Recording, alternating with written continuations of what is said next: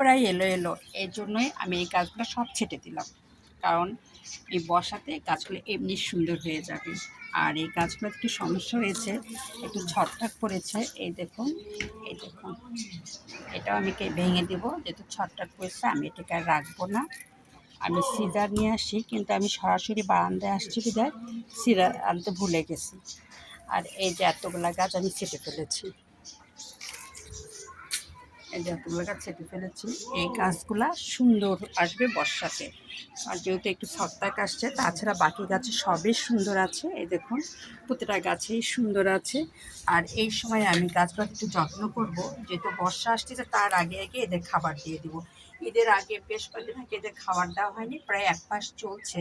এই জন্য আমি এদের একটু খাবার রেডি করছি, ডিমের খোসা আর হলো ডাল আর চাউলের পানি। আর এই হলুদটা দেব হলো মানে যাতে কোনো পোকাপাকড় না আসে বা না হয় মাটিতে, এই জন্য আমি হলুদের গুঁড়া, মাটি গুঁড়ার হলুদ দেব।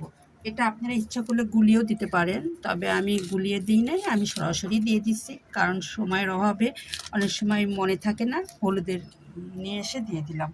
প্রতি মাসে আমি একবার করে এই হলুদের গুঁড়া দিয়ে দিই, যাতে কোনো পোকামাকড় না হয়।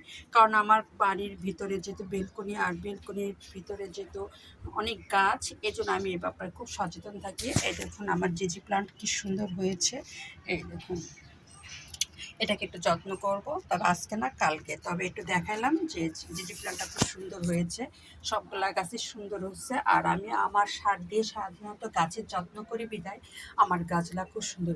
এই গাছটা প্রচুর ফুল দিয়ে প্রায় মরা মরা অবস্থা, তবে দেখলাম যে আবার সুন্দর হয়েছে একটু যত্ন পেয়ে।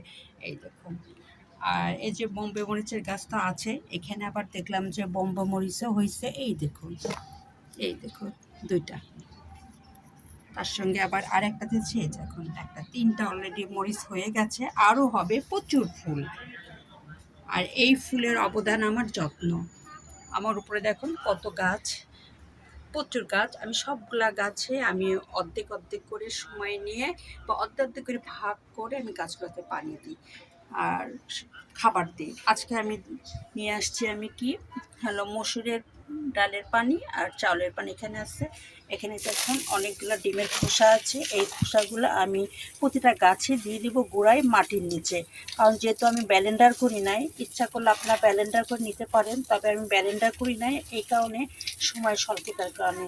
আর এই চারিদিকে এরকম ভাগ করে করে আমি ডিমের খোসাগুলো দিয়ে দিব, দিয়ে ঢেকে দিব, তাহলে আর কিচ্ছু লাগবে না।